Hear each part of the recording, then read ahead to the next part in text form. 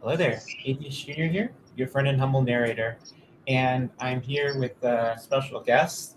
Uh, Kent Hovind made a video called Mark Rainey's Rumors, and Mark, you were actually staying at Dinosaur Adventureland for a while, and you left. You sort of had a bad split with Kent Hovind. Can you talk about what happened there?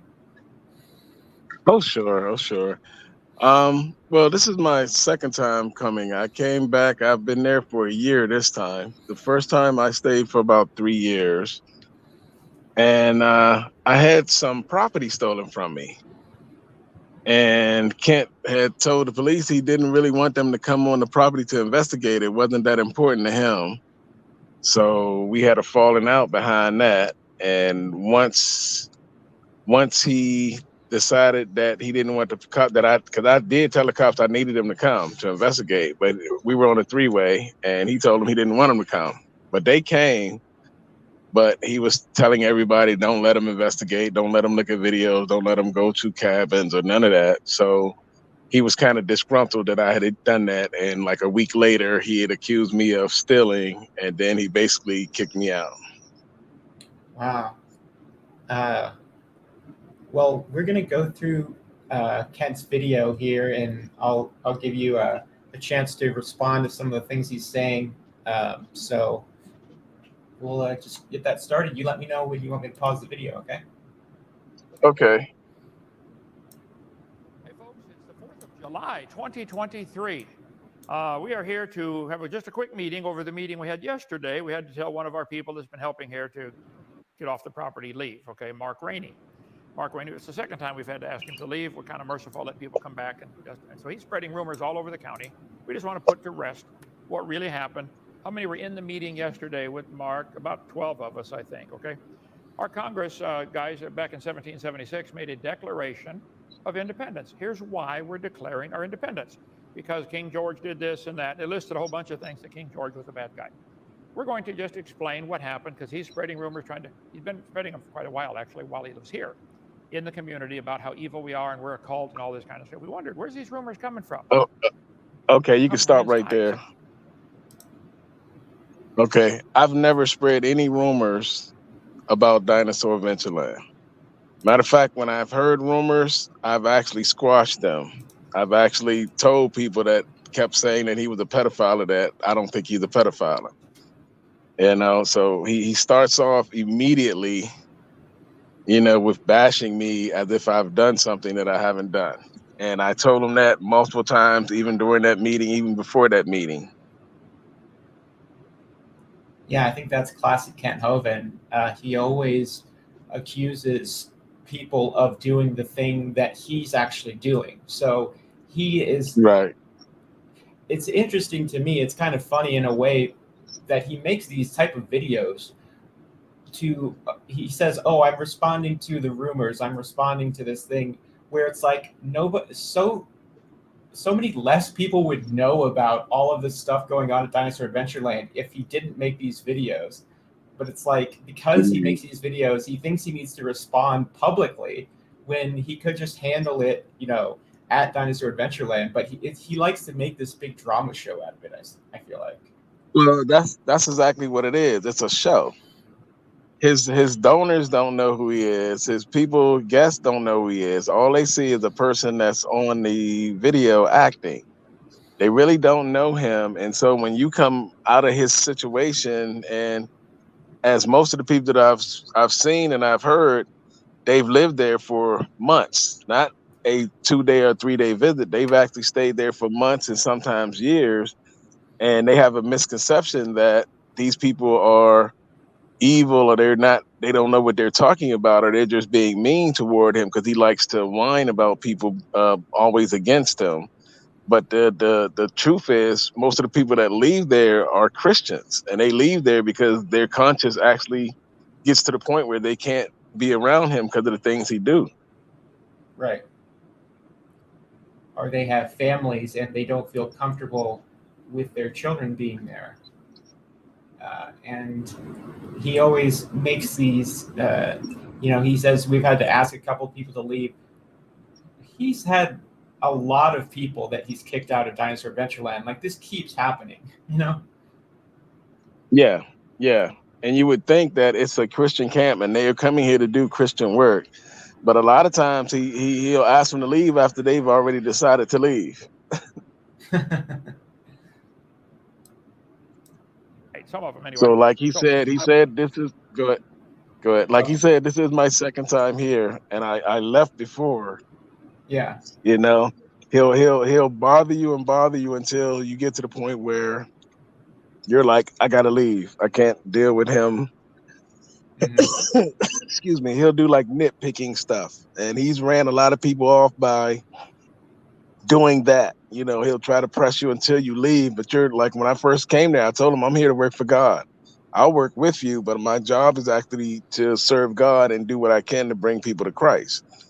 So when he does that, you know, it'll get to the point where, and he really doesn't get rid of you unless he has somebody there that can do some of the things you can, your skill levels. Right. The Bible says you should cast out the scorner and contention will go out. If someone is causing trouble in your job or business or community, you cast out the scorner and the fight stops. Isn't that what all prisons and jails are supposed to do? Get rid of the bad people, get them out of society? Okay. The Bible says quite a few things about strife in the Bible. A wrathful man stirreth up strife. The froward, that means stubborn, soweth strife. Better is a dry morsel in quietness than a house full of sacrifices with strife. He said in James chapter 4, do you think the scripture saith in vain, the spirit that dwelleth in us lusteth to envy? I think we saw yesterday the real cause, the lust of I want what you've got, you know, and so we'll talk about that in a minute. But you cast out the scorner and strife ceases. You can study that for yourself. So I think this is what Kent Hovind says about every person who he has problems with. Like Mark Stoney, for example, he says, this person wanted what I have. They wanted to take over the ministry. That's what he always says. That's what he says about Mary Toko, that she wanted to put her children on the board of trustees and take over the ministry and run it. And that's what he says about Cindy Lincoln, his third wife, that she wanted to take over. And that's what he says about Theo, one of his first helpers, who sold his house to help Kent get out of jail and moved down to DAL when they first got the new property. He said that Theo wanted to take over the ministry. You know, he always accuses people of this. Good. Well, that's currently what he's saying about his current wife, that she wants to take over the ministry. He's actually compared her to Cindy. Really? Yes. He's been saying that behind her back. Wow. I didn't know that. I guess there's trouble in paradise. It's trouble somewhere. Yeah. But that's his mind frame is, you're going to take what I want. You know, that's why he doesn't trust the police, even though he says, I'm having the police come over here and I want them to come and spend time on Dinosaur Adventureland. He doesn't want that. He doesn't want the cops. He doesn't want anybody to come there that he thinks is going to be, you know, questioning him about, you know, some of the things that he's doing. Yep. All right, I'm going to start it up. So what happened over the months, we've had many run-ins with Mark, and he's done a fabulous job working here. Last October, November, I guess, I contacted the Camp 31 barbecue manager, Adam, who I've known for years, and said, look, would you please give Mark a job down there? Because we can't pay him here. We'd like, you know, can you put him up, house him down there in the upper part of your building? He said, well, we can't house him, but I can give him a job. So since roughly middle Christmas, I guess, he's been working down there at Camp 31 barbecue, but still living here on our property. In the man cave, we call it, where the single... He called and he was like, he called behind my back asking him, do you need security? Because Mark can come stay in your restaurant and he can be security for you. Behind my back, you know. And my boss was shocked. Like, who does this? Who calls a restaurant up and asks them, can somebody stay in their restaurant and be security? He thought he was, right? He called them weird he called them weird all the time. He's weird. Wow, that's strange. But did you say that they were paying you $150 a month? Yeah. Wow. It was like $150 a month. That's not very much money. No, not at all. Wow. Not at all. You know, he said, you're a volunteer, so you really came down to work for free. He believes him to be a pedophile and a wife beater. So he has nothing to do. They have no relationship. It is Now, shocking he's been called. Oh, go ahead. He called twice after that and basically tried to get me fired.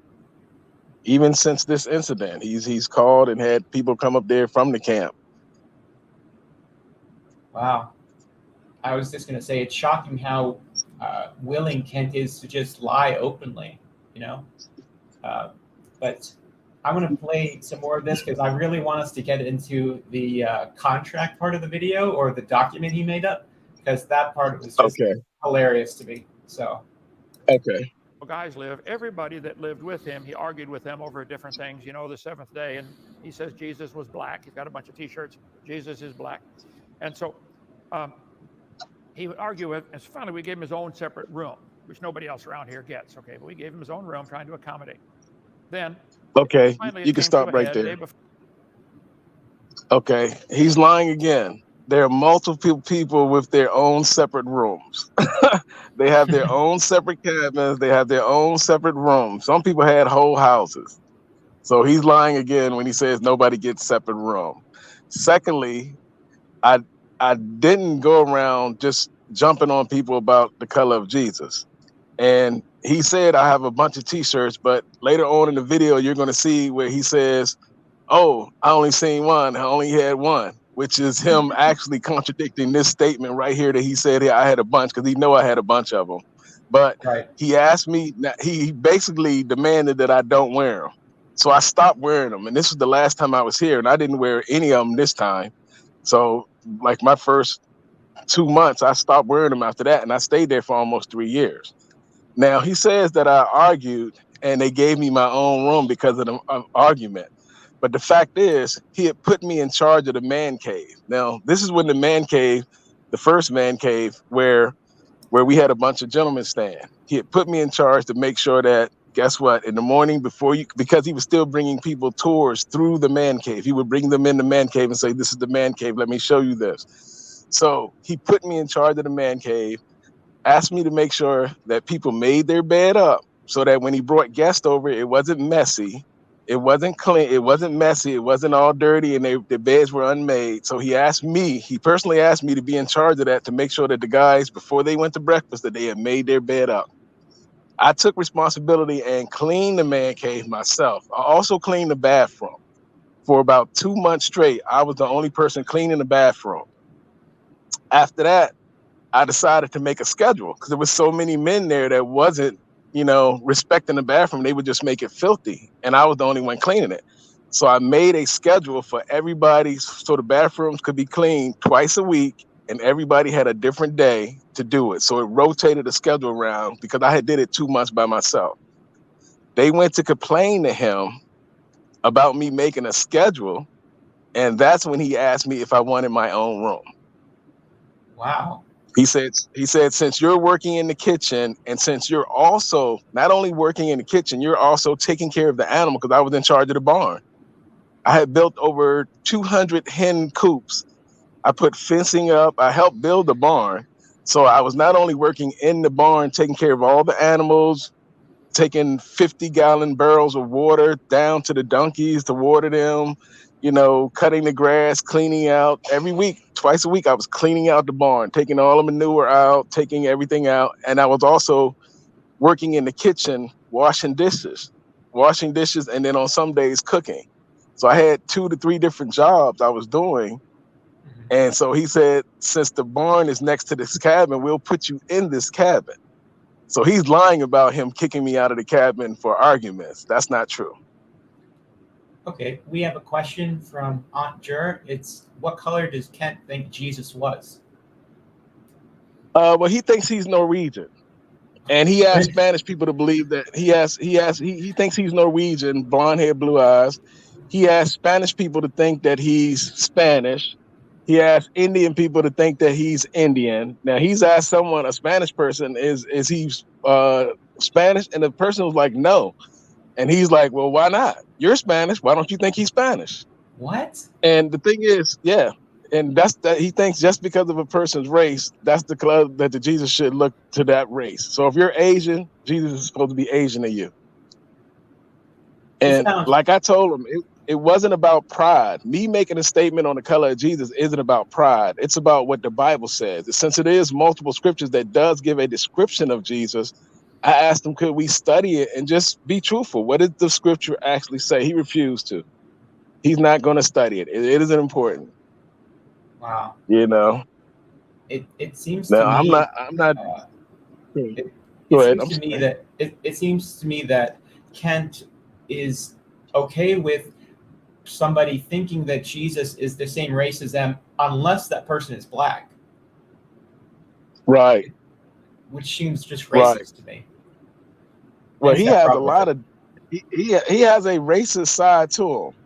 I'm Mhm. going to tell you some of the things that he's done that'll have you looking at him and wondering, are you a racist?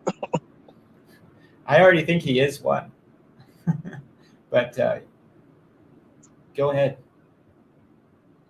So like, you go with the video. I'm going to go and do a lot of stuff with you. So yeah, we can just Okay. keep going through this here. Yeah, but Okay. I never was kicked out of the room because of arguing. I was kicked out because he gave me the responsibility of making sure the guys do what they're supposed to do. And when after 2 months of me solo cleaning the bathroom, I set up a work schedule so that because I counted how many guys was in the room, and I set it up so that the bathroom could be cleaned twice a week by a different guy, and I would come in and inspect it. And they didn't want to clean the bathrooms, and they went to him to complain. And when they complained, that's when he gave me my own room. So he's lying to say that I was kicked out because I was arguing with anyone. Yeah. Okay. So I think in the next 30 seconds or here he's going to start getting into his contract. So we'll just let that play. Before yesterday, we said, that's it, you got to go. Okay. So I wrote this letter. I said, Mark, when we said, Mark, you got to leave. This is the second time we've had to tell him that. He said, can I stay 2 more weeks and get 1 more paycheck under my belt from Camp 31? I said, well, let me think about that. So after thinking about it, I said, okay, you can stay if you meet the following qualifications. Anybody that lives here has certain things they cannot do. You can't drink, you can't take drugs, no immorality. We send them on the road. We've sent out probably half a dozen people. Say, look, bye. We're not here to be rehab. We're not here to be a flop house. Okay, if you don't want to work, we're not here to provide your housing. It costs us about $1,000 a month for every person who lives here with food, utilities, housing. So I'm just going to summarize this quickly. And you were there, brother Marshall. I said, dear Mark, first of all, thanks for all you've done. You've helped in many ways. Thanks. As we have told people here repeatedly, living on church ministry property is a privilege, not a right. We may ask anyone to leave at any time for any or no reason. As we said the other day, you were asked to leave last December, but here we are in July. It's time to go. I tend to be a little too lenient. I get accused of that all the time. Why did you put up with that for so long? Yeah. Okay. Can you stop it right there? Differ with us, with our doctrine. And hold on. Let me. Okay. Hello. Yeah. Okay. Well, first of all, that's also another lie. He never asked me to leave in December. He had another guy there named Rich who was asked to leave in December. Rich decided to have surgery on his dog, and he allowed Rich to stay another 2 months. Many a times I've seen him say to someone leave and then give them enough time to prepare to leave.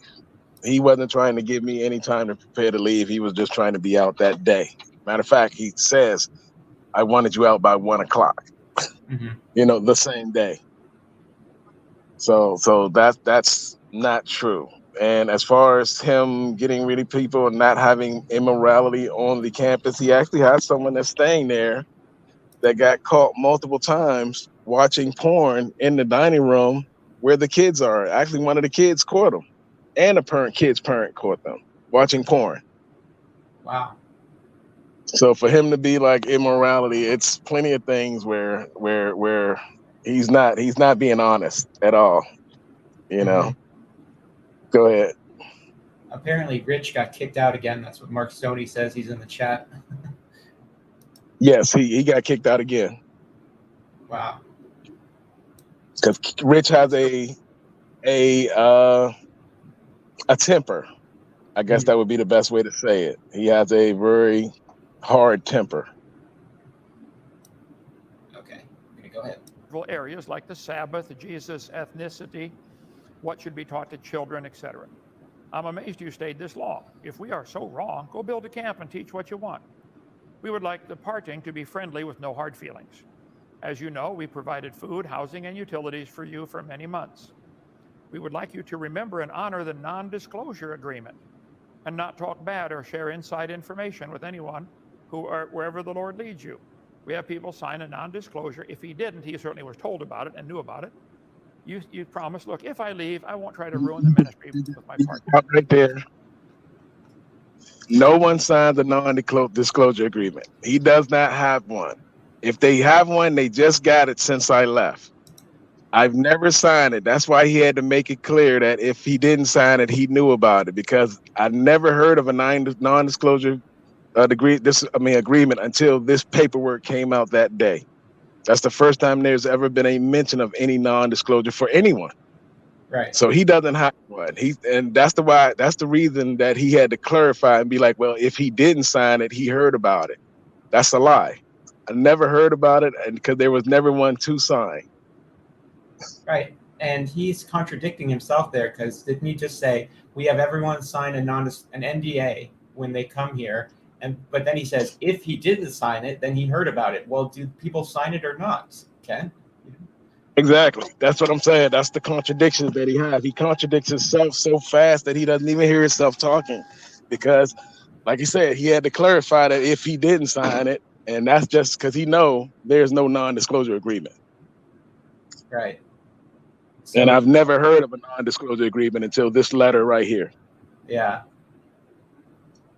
It's like those are for like when companies have dates for like media reviews that they don't want, if they give review copies of like video games or movies early before they come out, the person signs an NDA that they won't reveal anything before the release date. It's not something that Kent would be able to draft up. Like he's just lying. He doesn't have one. He's lying. Like I said, that's the reason he had to clarify.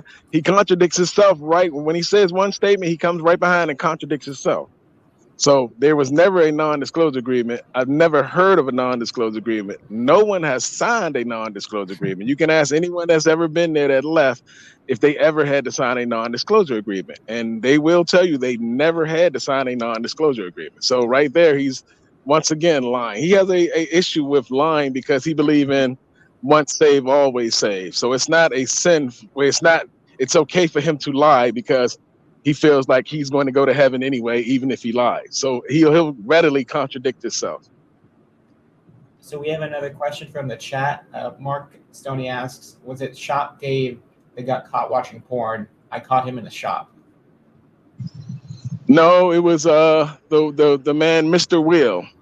He's been caught 2 or 3 times, and they call him Big Will, and he's a 70-something-year-old man, and he got caught multiple times. He got caught by one of the kids, and then he got caught again by one of the children's father. And they've approached Kent multiple times on it, but Kent needs him to keep the roads straight. This guy will get on a tractor and drive around and level the roads for 10 hours a day, 15 hours a day. It doesn't matter. So Kent needs that. So Kent won't let him go because Kent needs him to do that for him. Kent always talks about tobacco products. Hey, you shouldn't smoke. You shouldn't do this. But he was also using the donor's money to buy this guy chewing tobacco. So on one voice, he says, oh, I never smoked. I never did this.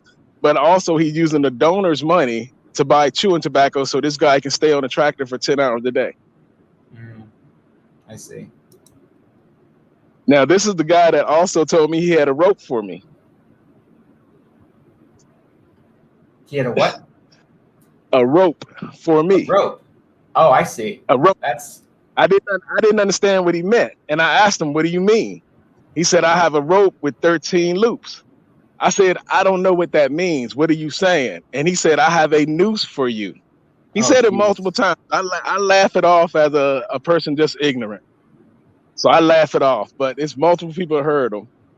And you'll see later on in the video when I'm accused of going somewhere and telling a lie, I will actually tell you what the lie was that I was supposed to have told. And it concerns him also. Well, we'll Go ahead. It's part of the agreement to work here. If you don't like it, move. Simple. Okay. Okay. As you recall, you had run-ins, disagreements, etc., with just about every staff member and every roommate you have had, to the point we provided you your own private room. We try to meet our staff needs. It's honorable that you want to give your employer a 2-week notice before leaving the job. As you recall, I helped you get that job. And our ministry has given Camp 31 many thousands of dollars of business over the years. And I hope Hold on one second. Now my manager, he's like, yo, that's a lie. He's never called there to help him get a job. And when he states that he's given Camp 31 thousands of dollars, he seems to leave out that he brought people there to eat and they paid for their food. He didn't give them anything. Right. He paid for their lunch and they came there and ate. And my owner is like, he never gave us anything. Anything that he got because he paid for food that he ate. And Kent is not even paying out of his own pocket for those meals, because when he takes everybody out to lunch, he specifically on his YouTube videos asks viewers to pay for those lunches. $300. Right, he does donations. He does donations, and it's plenty of people at my job that don't like him because when he comes there for lunch, he takes up 3 or 4 waitress stations. And then he tips out $10 for 3 or 4 waitresses after having a $400 or $500 bill. Sometimes $300, anywhere from $300 to $500. He'll tip them out $10 to split between 3 waitresses. It got to the point where my manager had to actually start making him pay a gratuity based on how many people. And when he did that, at first he raised a fit and he refused to pay it. My manager told him, "Don't come back. If you're not going to pay, don't come back." Wow. So he makes it seem like he's doing this. And like you said, it is donation money that he's feeding these people with. And like I said, for him to be doing that and leave these 3 or 4 waitresses who are on a busy Sunday where they can make a lot of money. I'm just getting off work, so it's busy. And where they can make good money, and you're telling me you're going to tell them to go split $10 between the 3 of them or the 4 of them? Yeah. Yeah, it got to that point. They were like, they started charging them gratuity because he would never tip. Wow. All right, let's continue. Or attempt to harm our relationship or reputation with them as you depart. But your wishing to stay with them 2 more weeks does not automatically mean you can stay at DAL housing for 2 weeks. Don't assume you have automatic housing here. We have loads of visitors coming and going and need all available cabins. Your housing is your responsibility. You're welcome to find housing any place you like off DAL property. There are plenty of places to rent in the area and in the world. If you are demanding that we house you for 2 more weeks, the answer is no. Be off the property by noon. If you are asking if you may stay here to give your employer notice, the answer might be yes if you meet the conditions listed below. We do love you and wish to make the transition. Right there. Before I even asked for the 2 weeks, he had already told me to be off by noon. And this was like 9 in the morning. He's like, yeah, be off by noon. So for him saying to be off by noon, he had already stated that. That's the reason I asked him, can I stay for another 2 weeks to make sure my job is, qualified, let them know that I'll be leaving, So he had already asked me to get out within 3 hours anyway. Which I think is reasonable. But I've heard Kent do this exact same thing before, a long time ago when he had kicked out Deborah, and he basically asked her to be out by 11 a.m. And if not, then he was going to put her stuff on the curb outside Pearl Lane. Which he states in this letter to me.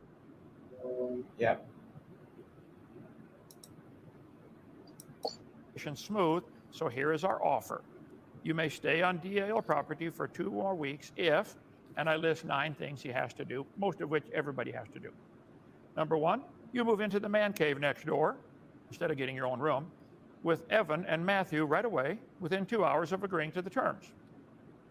Number 2, clean your old room, make it ready for guests to Dwayna's satisfaction. Number 3, you agree that Matthew is in charge of the man cave, and he decides what the temperature for the air conditioner gets set on, and if your room is clean and your bed is made before you leave the property. If you leave the room in what he considers a mess, pack your stuff, move out within 2 hours. And then we said at the bottom of each of these, if you don't, we will pack your stuff and set it out on Pearl Lane on pallets on our property, but at the corner by the stop sign. And then you can come pick it up whenever you want. After 24, every place, hotels do this. If you leave something, don't pay your bill, whatever you leave behind, they take and sell, get the money they can. Every renter does that. Every landlord, I mean. Okay. Let's see. Number 4. See, but he's not a renter or a landlord. You know, so it wasn't a rental agreement. It was actually a volunteer agreement that a volunteer came down here to serve God. Right. The reason Matthew was in the man cave was because Matthew couldn't live with the same person I couldn't live with when I first moved back. This guy named Titus. This is the one who started spreading rumors, taking pictures of my shirt when I did laundry and went to the bathroom, and he decided that he wanted to take pictures of my shirt and group text everybody. Nobody knew about the shirts. Nobody knew about the shirts this time around. I never said anything, but when I took and did laundry and I went back out my room to get the rest of my laundry and went to the bathroom, he decided to go over to my bed and take pictures and spread them all over the group chats. So Matthew couldn't live with him either. That's the reason that he's speaking of the AC, because Matthew was using the AC and he was having a problem with Titus not wanting the AC to be used in 100-degree heat. That's just ridiculous. 4, you must report to Marshal Coleman to work in the barn at least 3 hours each day, Tuesday through Saturday, to do whatever job he assigns you to his satisfaction. He has a long list and is willing to work with you and needs your help. Now, a couple nights ago, my wife and I were coming back from New Orleans, we had, where were we? Someplace Louisiana, and we had to stop and get a motel. I called around. The cheapest I could find was $100 a night. So one night, 4 hours in a motel for $100. So if Mark would have stayed and worked for you for 3 hours, he's making about $33 an hour for helping in the barn, and he's good with animals anyway. Oh, yeah. Okay. And if you don't, if you don't meet Marshall's satisfaction, got to move out.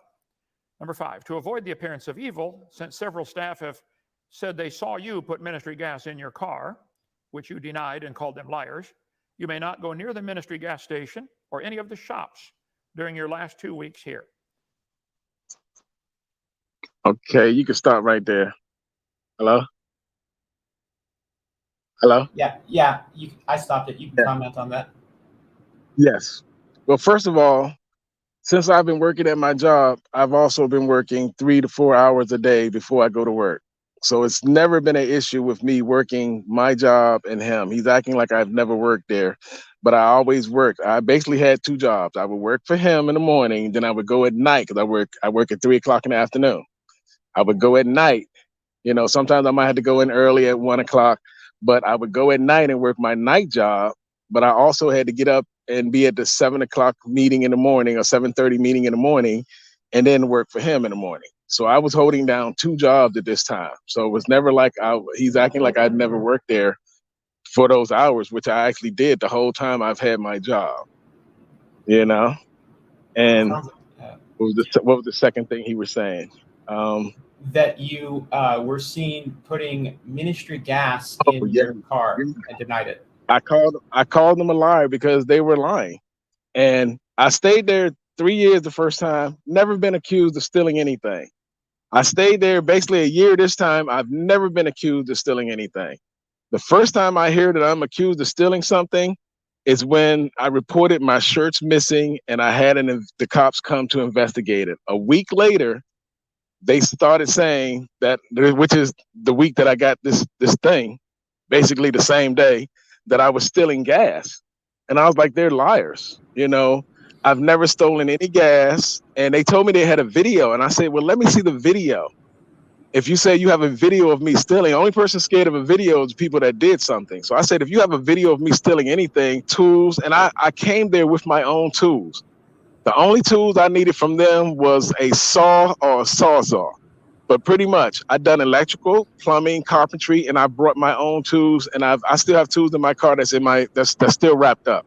So he knows that I have my own tools for any of these jobs. So I never stole any tools.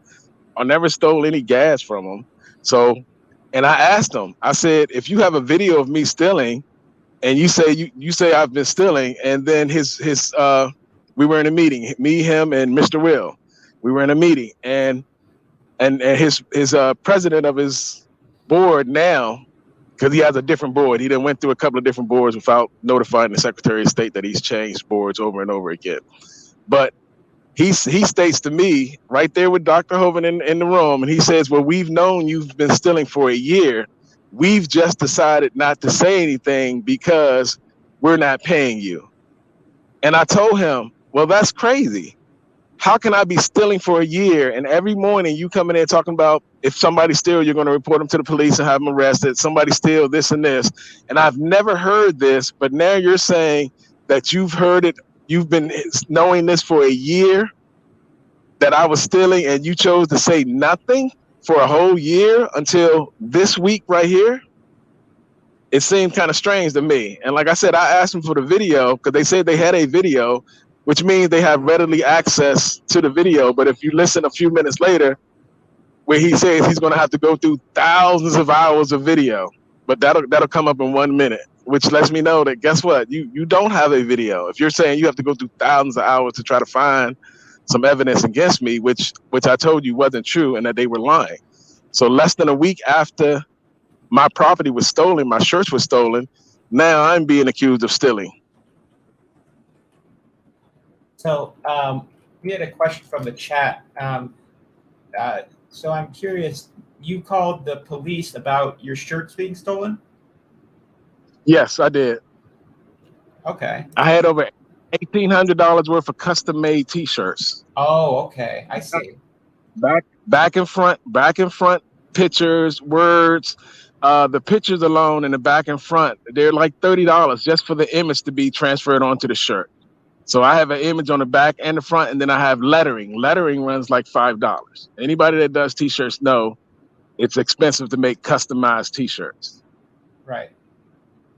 Okay, so it's not just like a couple shirts. It was like you got like actual 25, value. 25, yeah, about 25, 26 shirts. It ran about 18. Price was about $1,875. Okay. Well, we're going to continue. Thanks for answering the audience questions. And thanks for coming on. Oh, no problem. You're welcome. Violate that, you must leave within 2 hours. Number 6, you have a history of getting into arguments and disputes about a wide range of topics, including racial topics. You will have no discussions or arguments with any staff or visitors about race or what color Jesus was or any political subjects or Bible doctrines. If you violate this rule, you got to be off in 2 hours. 3 more and I'm done. If we get reports you are saying bad things about our ministry in the community.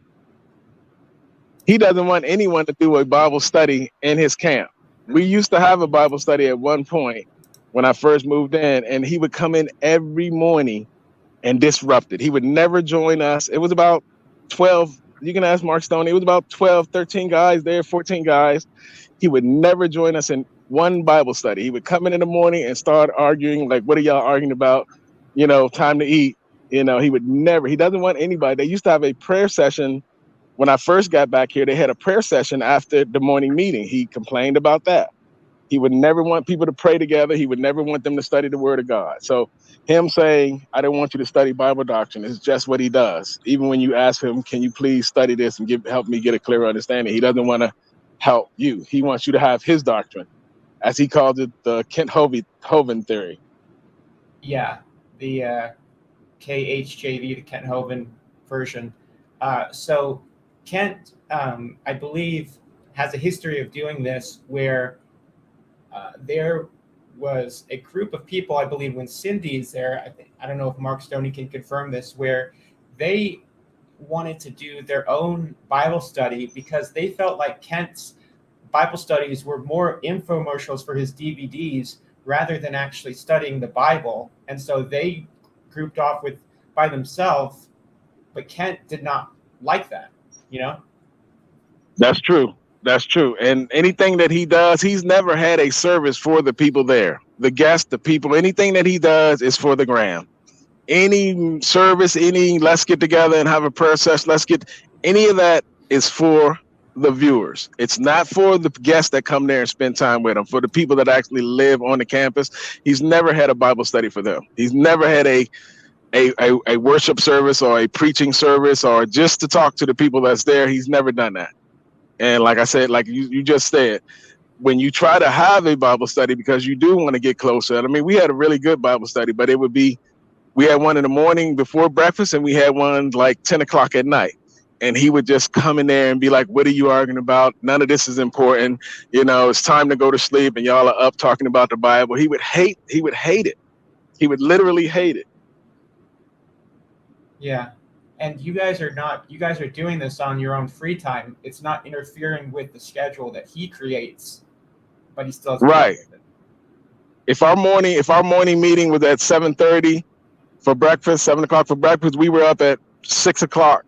5:30. It was people getting up at 5:30, 6 o'clock, and we were having meetings before breakfast. So it wasn't doing a work time or anything like that, or it was at nighttime, 10 o'clock after that. But he would still find a way to come in there and want to disrupt everything and would not want anybody to study the scriptures. Wow. All right, let's keep going. Community, or at your job, or to other staff, or anywhere, you must get off within 2 hours. If we review the thousands of hours of video surveillance we have here at the camp and discover evidence that you have indeed put ministry gas in your private vehicle, he denies that 3 people said they've seen him.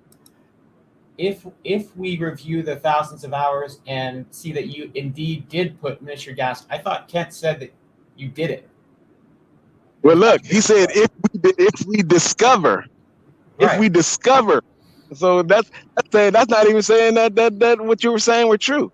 Like I say, he lies so much. He's saying if I review thousands of hours and if we discover that you did this. Yeah. You will be arrested on the spot and we will press charges for theft. Number 9, as I promised you months ago, if you buy Freddie's motorhome, I personally will pay the last $1,000 of whatever price you agree with him. Yeah, that's between him and Freddie. Okay. Well, he's lying about it also because he said he would pay $2,000 because he was trying to actually get me to move at the time. This is recently after he called my boss and asked him for a security job. He said he would pay $2,000 of what it is, and he went back down to $1,000, and now he's at nothing. So he readily lies about helping people, but all of his ministry money though. So he has no problem giving away donation money. Right. And he's constantly asking for things on his videos. He's constantly talking about how, oh, well, we bought these Kubotas to give tours, but really we want Jeeps. So if you want to help out and help us pay for, like, you know, all these new cars, he's always asking for new cars on his videos. Constantly. Well, that's because he's misusing the ministry money. Nobody's ever really asked why so much of the ministry money is being stolen. He's blaming people for stealing, yet it's always a lot of money being stolen. It's money being misused. You have a president of the board that's buying prostitutes. They found out he brought prostitutes and they kicked him off, but wouldn't kick him off the board because it would trigger an automatic IRS audit. And he did not want them to come in there and look at his funds. No. Wow. Okay, let's keep going. An external reaction to these stipulations will speak volumes about your heart. If you built and ran a Christian camp like this, and I hope you do, and you had a man exactly like you who was asked to leave, what would you do? I wish you well and want to see you serve God the rest of your life. If you violate any of these terms and make any public disparaging remarks about our ministry, which he did right away, we will make this document very public to prevent damage to the cause of Christ. You're making it public right now, Kent. What are you talking about? Yes. His mind doesn't conceive that. And as soon as that meeting was over the day before, he had one of his board members, Judy Lark or whatever, and she's a bully and she's not very truthful. It's like he has a whole board full of liars right now that I actually just will lie to your face without taking a breath. Yeah. She went straight to my job and gave him the paperwork and tried to tell my boss that I'm this kind of person and that kind of person. Now I've been working with my boss, and my boss straightened her out immediately and said that Mark is not like that. This is the kind of person I've seen him work. I've seen him how he carries himself when he's here. I've seen how he treats other people, and pretty much everybody on his job loves him. Right after she tried to show him the paperwork and turn him against me, she wanted to preach the gospel to him, and he told her, "I'm not trying to hear anything you have to say." You know, you just try to run this man through the mud, and now you want to talk about God. He wasn't trying to hear anything. He told her to leave. Wow. Amazing. It's placed a sign. It says, "I agree to these terms and conditions in order to stay on property until July 16th. Okay, so Marshall, you worked with Mark. He's been here off and on. And what were your thoughts about his reaction to this yesterday? I thought this was very reasonable. I sent it to the trustees. They thought this is reasonable. If you're going to stay, here's the rules you obey. What was his reaction that you saw? He went to the extreme and murmured and complained, was very upset. The Bible is very clear. My people are destroyed for lack of knowledge. 1 Corinthians chapter 10 gives us an example of Israel in the wilderness, that we shouldn't murmur and complain. Unfortunately, Mark's a good worker, but he has never been educated on we shouldn't murmur and complain, and that's what he does. Okay. Now, Joe, you were probably the You can start right there. Okay. Now, this guy, Marshall, I've never worked with him on any assignment at all. I showed his kids how to run the barn. I've never worked with him on any assignment. I instructed his children on this is what you do with the animals, but I have personally never worked with this guy on any assignment. Marshall was homeless, living in his van with his wife and his kids. Doc came down there and he came and called Doc and asked him could he come and stay. So now he has a house on the property. He wants to be a preacher, so he rides around with his Bible and he tries to preach to people, but his doctrine is all wrong, just like Doc's doctrine is. Now, the thing about this fellow is this. He didn't seem to say that he assaulted someone that had a different doctrine than him. He assaulted a guest that came there and had a different doctrine, smacked his phone out of his hand and everything, just because he had a different doctrine than him. Now, he didn't say that about himself, but he's never worked with me at all. He knows that I'm a good worker because he's seen me work, but I've never worked an assignment. So instead of Doc asking him to leave, he asked the guest to leave because would you rather have one person working, staying there working, or would you rather have 7 people, his 5 kids, his wife, and him working? So and he's assaulted this guy. But he wants to be a preacher. He's going to start his own ministry, and he walks around with his Bible every day trying to teach people stuff when he's absolutely wrong on his teaching, and he's trying to find a pastorship right now. That's why they said he was leaving in a few weeks, because he's trying to go and see if he can be a pastor somewhere, but he has a temper. He assaulted him. He had a temper when we caught the man watching porn. Instead of him just going straight to Doc, he actually basically verbally assaulted him. So I don't have anything to say about him. Like I said, I've never worked with him. So anything that he says is invalid. And like I said, he does have a temper, and he has shown himself to be willing to assault someone. Okay, so we have a super chat from Sebastian. It says, isn't there a way to sign a petition for the IRS to check Kent Hovind's compound records? His dodginess is clear as evolution. Well, Go ahead. I would hope so. I would hope, because of fraud, and you're dealing with ministry and Christians' money, and it's more like a Ponzi scheme than anything, misrepresentation and mishandling of funds. I would hope the IRS would get involved because of the fraud. He states that he got a Jeep donated to him, and he sold the Jeep and paved the roads on Dinosaur Adventure Land. But the truth is, Steve Lynn stole the money, brought the Jeep, and he stole the money, he brought the Jeep, but he also brought a bunch of electrical equipment and computer equipment and cameras and sold it on eBay. He used the donations to buy stuff, then turn around and sold it on eBay for the profit. Doc has no, what's the word I'm looking for? Concern about the money that he gets from these donors. He stated many times that he could throw everybody off the property and he would be a millionaire within a year.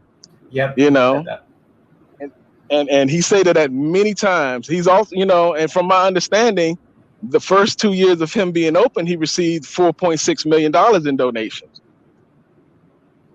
Wow. But all of that money seems to have disappeared. That's the reason for the 501c church, so he can hide behind that.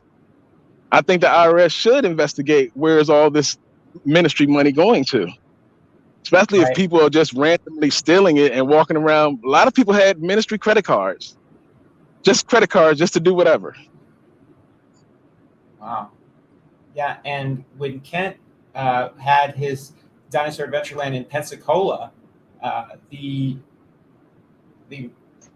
court records show that he was making $2 million a year. So he was already a millionaire. He's been a millionaire before. You know, he probably is one right now. They report making $500,000 a year on the 2018 tax report, income tax report, which is the last time they've publicly filed one. So I don't see how they're getting away with that. I don't believe that to be true. I believe, like I heard, I believe that he did make $4.6 million in donations. Well, underreporting is not good. That's going to send him right back to jail if they find out about that. But it doesn't matter. He's a liar. So because he doesn't mind lying, he doesn't mind stealing. Yeah. All right. We got about 7 minutes left on the video, so let's try and power through this. Okay. We had here among our staff. Can you come over and let that thing run? Tell about the Marathon. Right, the nearest gas station is the Marathon gas station up the street, about 3 miles away. He went right up there, and you with him, okay? Right after we said, "Look, you got to go," he went in and said, "They did it to me today," because he's apparently been talking to these ladies up there, right? Right. Yeah. Clearly, I mean, and you know, he's a big boy. He can talk to whoever he wants, but it was clear that he was having conversations about this place with their staff. And later, a few hours later, we were up there again trying to travel with his RV. And it was a shift change out there, and they knew all about it. But the point is, Mark went right in there and told a deliberate lie. And he told this lie with the intentions of leading these people to believe something that wasn't true. And for the first time in like 4 years, I saw a different side of my friend. And I tried to warn him multiple times that you're being led by emotions and the adversary and not by the truth. And he's just upset. He's hurt. He's lashing out, and he's not thinking clearly. And if he can acknowledge his lies, I'll still be his buddy. He is my friend. He was my friend. It's not a good thing, but right. And from my perspective, he dug his own hole, and now, right. And he asked, well, if you're going to make me leave, will you give me some money? Right. I said, Mark, you've worked for 6 months at Camp 31 Barbecue. So is that true? What? Did you tell Kent when he asked you to leave if he could give you some money? Yes, I did, because he stated multiple times in the meeting, when you leave out here, we're going to give you something to go.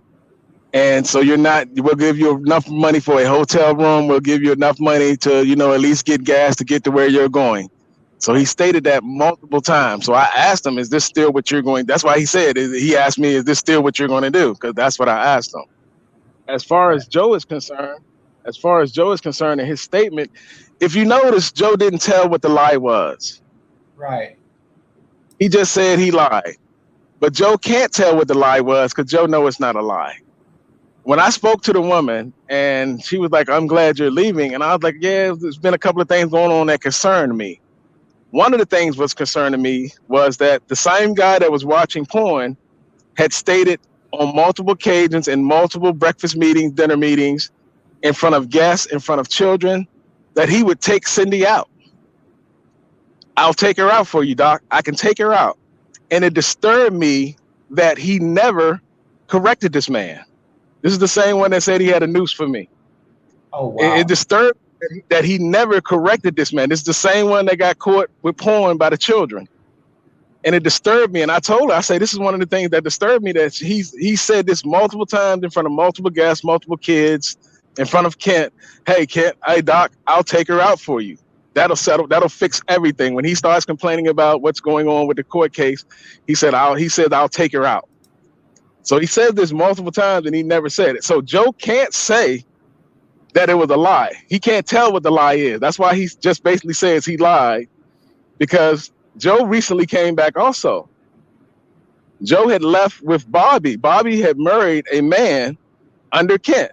Kent married them.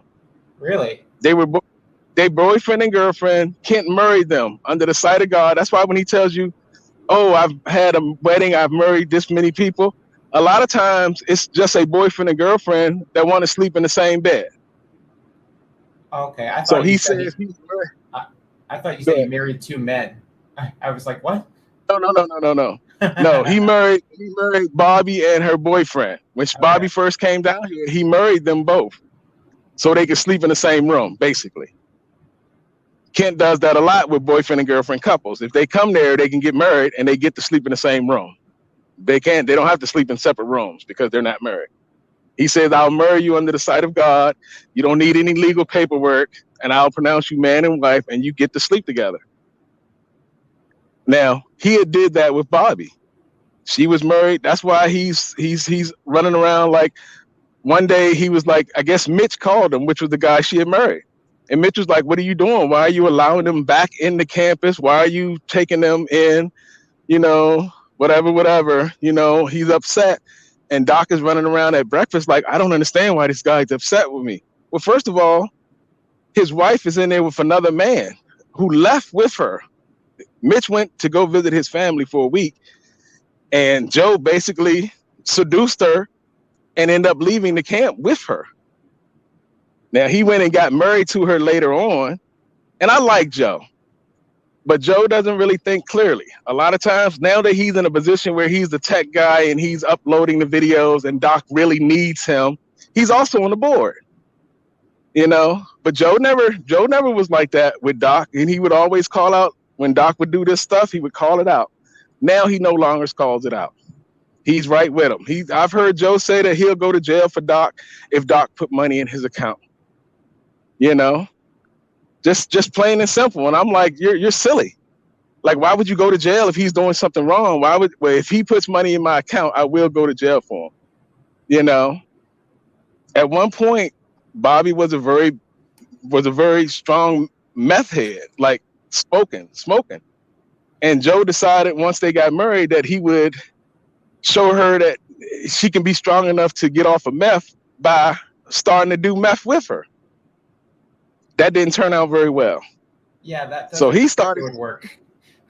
Right. He started smoking meth, started throwing telephones out the window, paranoid that the police was chasing him, you know, crashed his car on the highway. And, you know, when they took him to the hospital, he escaped the hospital because the police didn't have any handcuffs on him. So he escaped out of there after he done crashed his car on the highway after smoking meth. You know, it took him a long time to send himself to rehab to get off the meth, which I'm happy that he did, that he's not smoking anymore. But I mean, even now when Jock talks about drugs, he's still doing marijuana. Still doing marijuana on the campus. So you used to have people saying, hey, there's no drugs allowed, there's this, there's this. And he wants to come up there and say that I'm a liar. But at the same time, you're still smoking marijuana on the campus right now. Mm-hmm. So I wouldn't really believe a lot of the stuff that he's saying, because he never really told what the lie was. Because he couldn't. Because if he told what the lie was, it's too many people that know that it's not a lie. That this man said he would take Cindy out. Now, can you tell us what that person's name is? Will. Will. That's no problem. Will. Yeah, William. I don't know his whole name. They call him Big Will. You know, he's yeah. So I guess his father was a sheriff at some time, and he used to be well, he said, I don't know if he's telling the truth. He said he used to be a bounty hunter, and You know, like he got a call one day saying that he needs to hunt somebody down. I'm like, you're 74, 75 years old with a pacemaker. What federal judge is calling you to go hunt down anybody? And he's at the table talking about I should have killed them when I had a chance. Like, I'm like, dude, you're supposed to be Christian. What do you mean you should have killed them when you had a chance? You're supposed to be a Christian, but you're watching porn in front of kids. You're talking racist about having a noose for me. Mhm. You know, you're saying you're going to take Cindy out. You know, which, like I said, Doc never corrects any of that stuff. So, yeah, it's crazy. Yeah. It's crazy. And that's why Joe is saying what he's saying, because right now Joe's in a comfortable position. He was also living in a shed. A lot of times, Doc picks those people that really needy. That way he can manipulate them with what he has. Oh, this is my food. This is my lodging. And I pay for everything. Mhm. You have nothing. I mean, I've heard him multiple times tell that the building doesn't bring any money in. You building stuff and doing stuff around here doesn't bring any money in. The people want what's in my brain. And I'm like, Doc, don't they want to find God? Well, they want to find God too, but they really want what's in my brain. That's the way he thinks. Arrogant. So you have a lot of donors that don't even know. That's why I say the donors don't know who he is. You have to stay there for a few months. It's amazing to really realize how many people live there for months and left there disgruntled. They left there with less feelings about, I mean, maybe not less feelings about God, but actually seeing what he does and understanding that he's not godly. Period. Right. All right, let's keep going. You have spent $1,800 on T-shirts that say Jesus was black. He claims he did that. He said, "Oh, I bought those before I even came here." So he's claiming he bought these shirts, $75 each for a T-shirt. Yeah. Do T-shirts cost that much? I've never spent that much. I mean, $5. Walmart. but he's again though. That's up to him. You know, he's Okay. a grown man. He can spend his money on whatever he wants to spend his money on. I don't care about any of that. I care about him lying and the damage in his soul. Right. You know what I mean? For emotions and for pleasure or for temporary a win. It's just not good Well, for Mark. I think anybody who's come here would say we try awful hard to help people and meet their needs. If you need gas for your car, how many of you have come up and said, "Brother Hovind, I need $50, I need $20, I need some help. Would you please?" Yeah. If I've got it, I do it right away. You know. But in the interest of church discipline, I mean, he was only able to run in there and tell that lie because somebody else around here needs to button it up too. So we just need to keep going forward with the church discipline. Okay, so if he comes, if you hear any rumors about, I don't know, Brady texted me this morning, Brady Byram, and said he's known him for years too. He said he's the one been spreading rumors all over the community because he's been telling me to get rid of Mark for a long time, and I'm a little. You can stop right there. Brady doesn't know me. Brady brings a bunch of junk from Texas and gives it to the ministry. He goes and loads up his trailer and brings it to the ministry. I don't know Brady except for what his son said about him molesting him and his sisters when they were younger, and he was a digging at the church. That's what his own son says about him. So I don't know Brady, like have a relationship or worked with Brady on any projects. So I can't tell you anything about it. The only thing I can do is tell you what his son actually related and recorded, that he was molesting him and his sisters. Yep. Okay. So Brady doesn't know me a long time. He hasn't known me a long time. He doesn't know me at all. Right. But once again, it's another lie that he likes to make it look like it's the truth, but it's a lie. Well, they're accusing you of lying. Yeah. Same breath. Yeah. So we have another super chat from Sebastian. It says, "Who wants to bet that when the IRS finds Kent guilty again, he would make up a cult persecution story about how they want to close his YouTube channel?" Yeah, that wouldn't surprise me at all. He said that the reason that they came after him the first time was because of his DVD, The Dangers of Evolution, which is just nonsense. All right, we got about 5 minutes left. Don't know what we don't know. That's true. So that's my 2 pennies, Doc. Okay, thank you so much. Anyway, if you have any questions, call me, 855-BIG-DINO. I'm extension 3. I'll be glad to talk with you. If you want to contact the Marathon gas station on Interstate 65 at the corner of, what is the name of that highway? The one going down to Bruton, anyway. Or any place where you hear these rumors, say, look, you better hear both sides. I think it's in America you get to defend yourself, don't you? And the Bible said very clearly, don't bear false witness, and that's exactly what he's doing. And I'm afraid right away, as soon as he started doing that, telling those lies about us, the motorhome broke down. I mean, within minutes. And now he's calling Laszlo saying, please come help me. What does that have to do with it? How are those two things connected? It has nothing to do with it. It has nothing to do with it at all. The reason the motorhome broke down because the motorhome was sitting still for 5 years, not running at all. It wasn't moved. They parked the motorhome, and for 5 years straight, winter, summer, it sat in the same spot.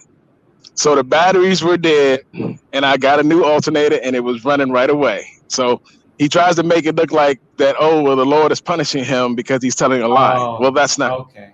That's the reason he says it like that, because that's not true. You know, he wants it to be like, oh, look what the Lord did to him. But no, the Lord also gave me the money to get it fixed. And while I was at work, him and Mr. Will again went and walked around. They were messing with the RV while I wasn't there. It was at the Marathon parking store, and they according to them, they're going to ban him from the store anyway. You know, because of what he's doing around there, harassing people. When I went there, they wanted to call the police on him. I told them not to call the police on him because he was harassing me. And when I was at work, him and Mr. Will were walking around my RV, and the ladies at the store had told me, hey, he was around your RV messing around. You know, he tried to get it taken away from me multiple times. Multiple times he tried to get it taken away. He spread lies about I didn't have permission to use it. He spread it on his group text to his group members, stating that I didn't have permission to use it, which I actually did have permission. And you know, he spreads lies. Yeah, that's his thing. Like I say, my thing is the mishandling of ministry money. You know, when you give $4,000 to somebody and they conveniently change their testimony from agreeing with Cindy to disagreeing with Cindy. You know, when you giving money to somebody and you go on their website and you say, hey, here goes some money, let's get subscribers to come here so he can get a donation. He's done that to people, and these people that it's only two people or so that changed their testimony against Cindy, but they had an incentive to do so. That's why he films them that same night and then he lets them go about their way.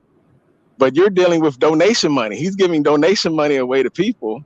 Yeah, like he says, when he says, if I have the money, I'll give it, he does, because it's not his money. He doesn't mind giving anything. He's paying for people to get their teeth fixed. He's paying for people, you know, between his business manager, which is his treasurer, which is his president of the board now, his new president that was paying for the prostitutes, between him loaning money and loan sharking money to people to buy cars, to buy guns. This is what's going on with the donations that you're getting. You're really spending other people's money not the way according. I've seen somebody come back and get their money, come back and get $4,000 because he said he was going to build a cabin. He took and used it for somewhere else. I've seen somebody come back and want to get their coins, some very expensive coins they donated to the science center. They came back and get them, and mysteriously they weren't there. They couldn't find them.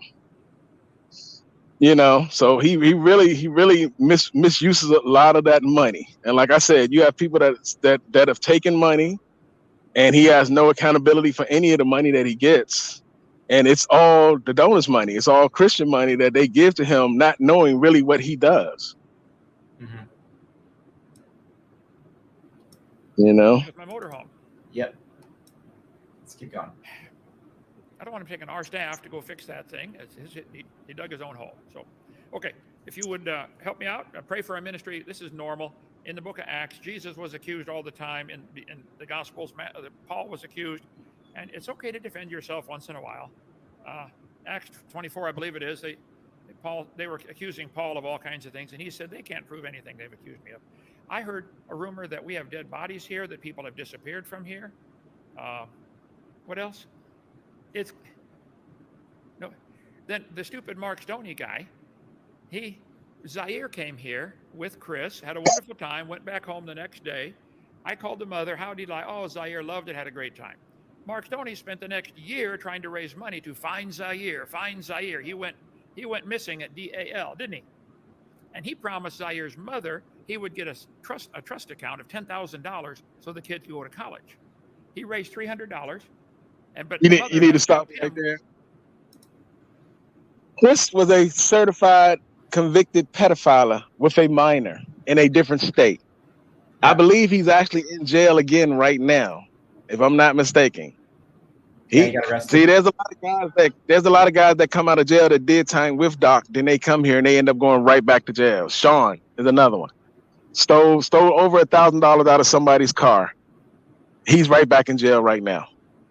Now he stole that on the campus. This person was giving him a ride somewhere, and he stole the money out of their campus. So it's plenty of times, like when they stole my T-shirt, they broke into my room twice and stole my T-shirts. I left my door unlocked because, I'm in a ministry camp. I feel like, why should I worry about somebody stealing? But they broke into my room twice. They took all my T-shirts that were customized. Then they broke into my car and they put back all my plain black T-shirts. So all my T-shirts that didn't have any pictures or any words or anything on them, they stuck them in the back seat of my car. So that means they broke into my room twice and they broke into my car once. But he doesn't have a problem with that. I think that it's disgusting for Kent to say that Zaire had a good time at DAL. That's so messed up because he did not. He was abused by Chris. Well, he was laying in the bed with him. They got caught in the bed. I believe Chris is in jail again, but they did get caught in the bed. Yeah, by Brady, I think. Brady saw them. He was also a child abuser. Yeah, that's true. But I believe, I believe Chris Jones allegedly gave Zaire Robitussin, and he was walking around the camp. Even Kent saw him walking around the camp delirious, and he was, I won't get into it, but Zaire did not have a good time. He was abused by Chris and should not have even been there in the first place with Chris. It's ridiculous for a grown man to be with a boy who is not his relation, a white man and a young black kid, to be together when he's a pedophile. It's ridiculous. It's not appropriate. In a whole different state, not even in their state, crossing state lines. And Kent didn't have a problem. Kent kept, this is my friend. He's a good guy. This is my friend. This is my friend. He seems to have a lot of friends that he claimed to be friends that are pedophiles. Are liars, or abusers. He loves that type of individual because he can easily manipulate them. But when he gets around a person that has an independent thought, then he gets his feelings hurt. He's a very thin-skinned person. Like, he'll probably hear this message and go crazy. He's very thin-skinned. He's a whiny person. He'll whine. Not to mention all the young girls that he has giving them massages. Wow. Like, he texted Joe's wife and told her to come over there to his house to learn how to do massages because she wanted her to massage. And Joseph had a fit. Joseph had the man that just got on the screen. He had a fit, and he sent them a text message telling him how wrong it was that you would call my wife and have her do that. Right. And Doc was like, I meant you and her to come. What? Ridiculous. Yeah. So it's a lot. It's a lot going on. Like I said, I would like for them to go ahead and investigate why these people changed their testimony against Cindy, and what was the incentive they received to do so. Yeah. So, Mark, thank you so much for coming on, by the way. This has been really eye-opening. But why don't we finish out the last 3 minutes here? We'll let that play, and then you can make some final comments, and then we'll sign off. How does that sound? That sounds perfect, AJ. Okay. Well, thanks for coming on. With his story. So she's on the Craig's chasing a soap bubble. There's never going to be any $10,000. Right. I can't. Why would somebody start a rumor? I got to find Zaire, send me money so I can find a kid who's not missing. That's exactly what happened. I couldn't believe it. I think finally the FBI went to Mark Stoney and said, take down your channel and quit the slander about Hovind. So somebody went out there and told him it's gone anyway. Anyway, we love the Lord. We want to serve the Lord here. Nobody's missing. The one kid who drowned, dad was right there with him, 7-year-old boy, 2 twins, a little hyperactive, apparently came up, knocked his head under the dock and drowned. I'm a lifeguard, water safety instructor. I got down there 15 minutes later, too late. And we got the dad helped build the dock at the memorial at the end of the dock, the slides and all that. There's a sign up there for his son, Stephen. There's no hard feelings. People, I think, 25 people drowned in the last 2 weeks in the Gulf of Mexico. It's in the news. I mean, it's sad. I was a lifeguard, but it happens, okay? And I'm sorry. So the kid, the rest of the family had a wonderful time, and the dad says, look, I'm coming back. I'm going to bring my family.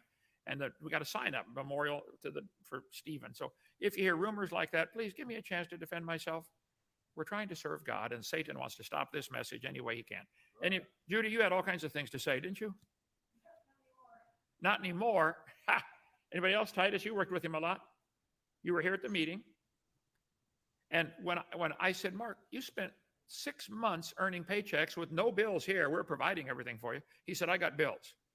I said, so do I. You should see my bills. $3,500 electric bill. You want to trade my bills for your bills? He said, if you'll trade my income for your income. Ooh, that said volumes to me. I said, Mark, if you want what I've got, you do what I did. I've read thousands of books. I filled my head with stuff. People want the intellectual property I've got. You do that. Go make some videos on write some books, and maybe somebody will want it and pay for it. So, I think it was, get over by the mic here, but one of the things I thought was unrational and just ignorant was after you're giving him a chance for 2 more weeks, he said he was going to continue to accuse people here of stealing his shirt. I asked everybody here, would you sign this paper saying, I did not go in his apartment, I did not steal his shirts, and almost everybody did. Sure. If you didn't, you probably still would if you need to. I don't think there ever were any shirts. Somebody said they saw 6 of them. He claimed he had 50 shirts for $75 a piece. I can't imagine that, but he wanted to get across the message. Jesus is black. I said, no, he's Norwegian. Anyway, thank you, folks. Thank you for supporting our ministry. We just want to serve the Lord, get souls saved around it. Come visit Dinosaur Adventure Line. Perfectly safe to come visit here. All right. Thank you, brother. Let's go.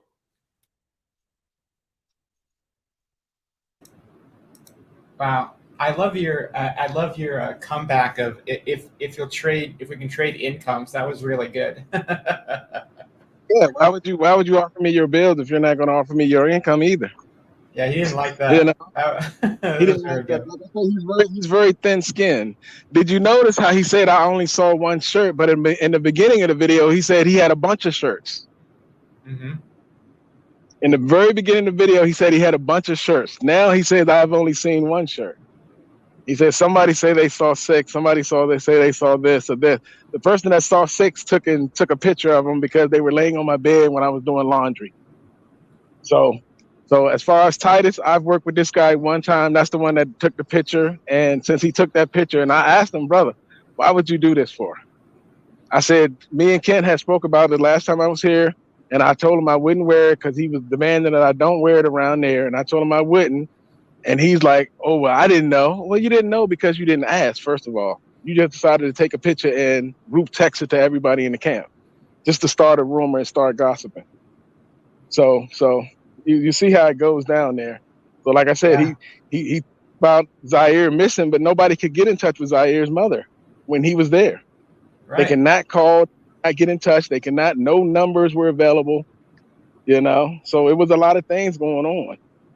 And like I said, he does that all the time. He deflects a lot of things and he'll go into whole different things of, you know, hey, this brother's doing this and this brother's doing that, but it's not true. And like I said, he saw the shirts. So now, like I said, the very beginning of this video, he stated it was a bunch of shirts because he knew I had a bunch of shirts. Yeah. So now he's saying that I've only seen one shirt, which is a lie. And I told him, I said, Doc, you're not being truthful. You've seen multiple shirts.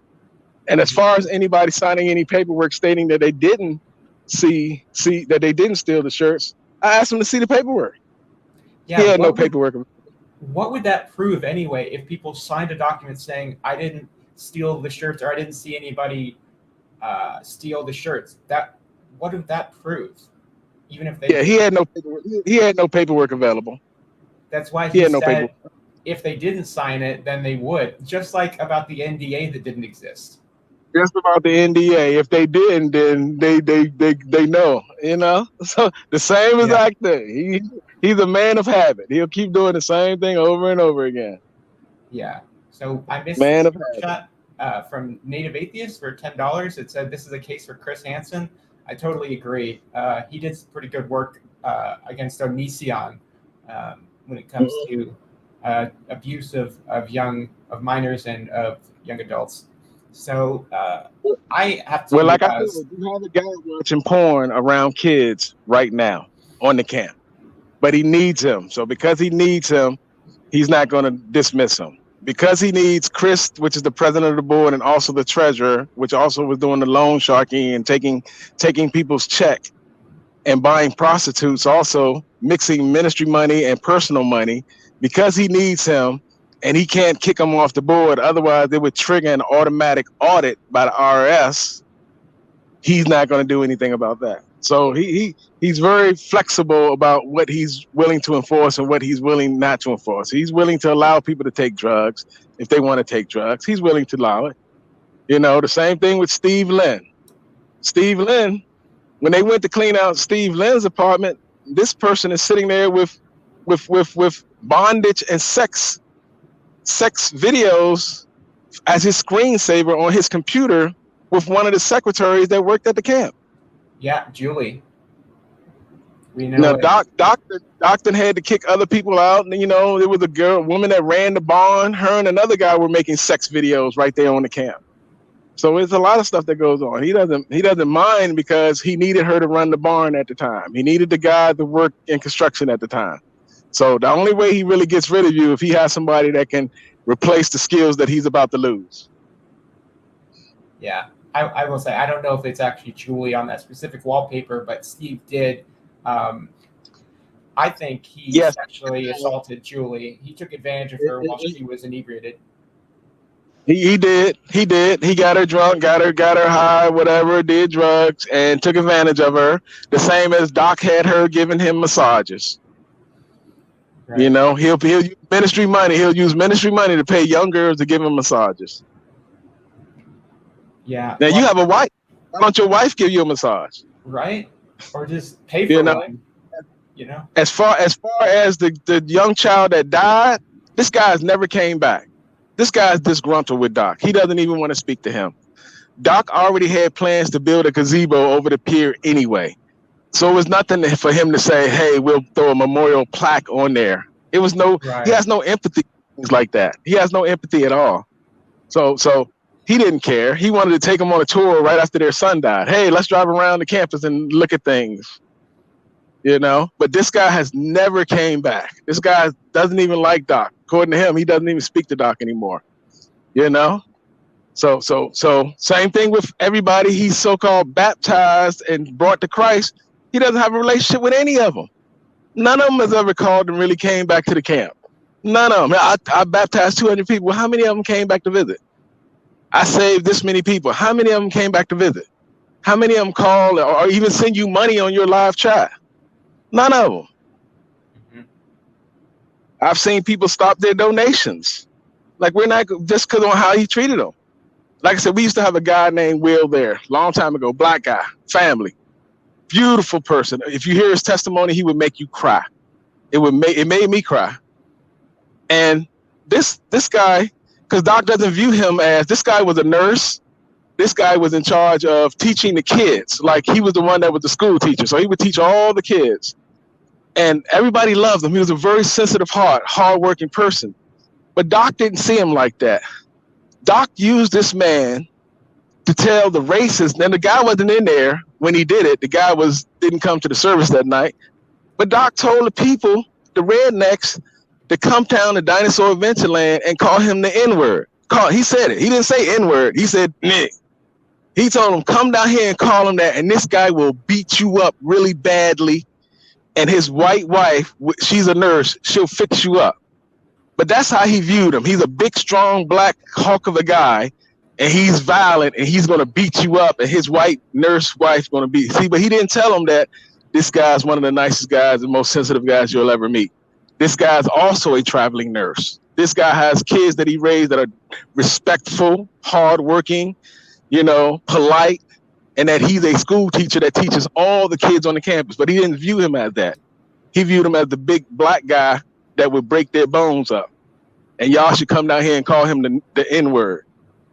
I remember Kent said that on video. I saw Kent say that on YouTube. Yes. Yeah. We had a family here one time, a Spanish family, and he would disrespect the guy the whole time. He would be like, "Hey, Spaniard.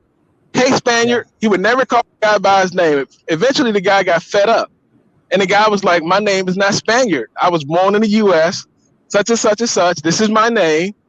And you know what the doc decided to do? "Oh, hey, Latin. Hey, Latin." He had no respect for him. He didn't call him Spaniard. He started calling him Latin. Jeez.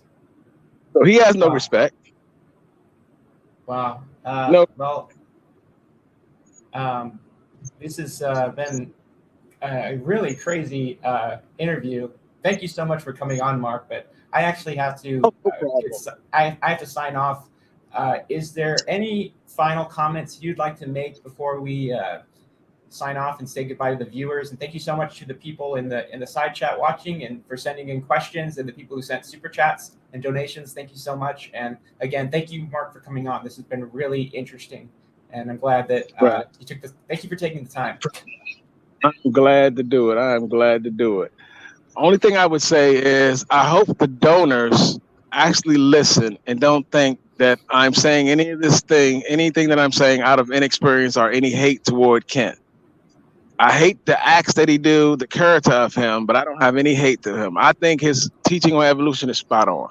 To me, I love it, you know. But as far as his Christian life, Christian lifestyle, character, all of that is trash. And I hope the donors realize that their money is being spent in ways they would have never imagined it to be spent. They would have never imagined them having to pay off people to change testimonies, having to buy vehicles just to wash money, having money missing and everybody running around with credit cards, buying prostitutes. Come on. I hope they actually say, hey, is this something that we want to give our hard-earned money that we're sending in the hopes that he's going to do something godly with it? And he doesn't. I hope they actually take into account that God loves them. He's blessing them, but don't take their blessings and give it to this man. Mm-hmm. And I also hope the IRS actually come and investigate some of these things that's out there. Come and investigate these people that are around there that are, you know, watching videos with in front of kids, or pedophile records, or, you know, manipulating funds. I hope they do come and actually, you know, it's like a ministry Ponzi scheme. For real. Yeah. Yeah.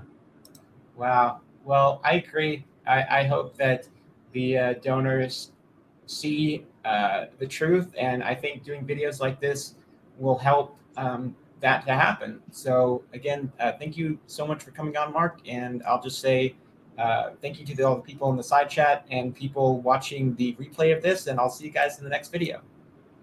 And if anyone would like to